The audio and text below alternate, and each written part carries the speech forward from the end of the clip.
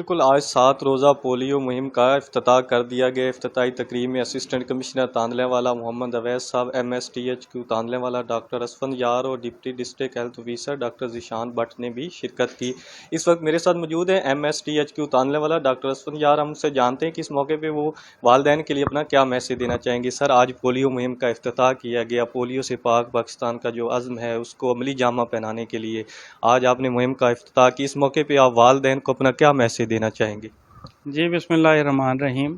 جیسا کہ آپ کے علم میں ہے کہ پورے پاکستان میں 16 جنوری سے پولیو مہم کا آغاز کیا جا رہا ہے اور پیدائش سے لے کر 5 سال تک کے تمام بچوں کو گھر گھر جا کے محکمہ صحت کی ٹیمیں پولیو کے حفاظتی قطرے پلائیں گی۔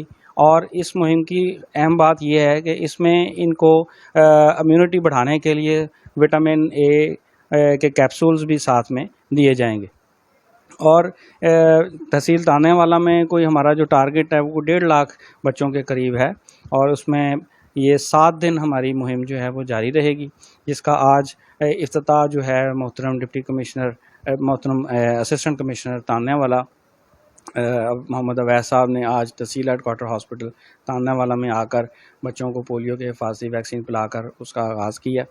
اور اس میں انہوں نے ہدایت بھی جاری کی ہے اپنے فیلڈ سٹاف کو بھی، جس میں یونین کونسل سیکرٹریز ہیں، پٹواری حضرات ہیں، تاکہ وہ بھی اپنا رول پلے کریں، محکمہ صحت کی ٹیموں کے ساتھ ہیلپ آؤٹ کریں اور اعلانات بھی انشور کیے جائیں تاکہ، اور اس کے ساتھ ساتھ انہوں نے خصوصی ہدایت کی ہے کہ تمام جو ہائی رسک پاپولیشن ہے، جیسے پشتون آبادی ہے یا بھٹا جات پہ جو فیملیز کام کر رہی ہیں، ان کے بچوں کو خصوصی فوکس کیا جائے۔ اس کے ساتھ ساتھ اسکول کے جو بچے ہیں ان کو ہم پرائرٹی بیس پہ کور کریں گے۔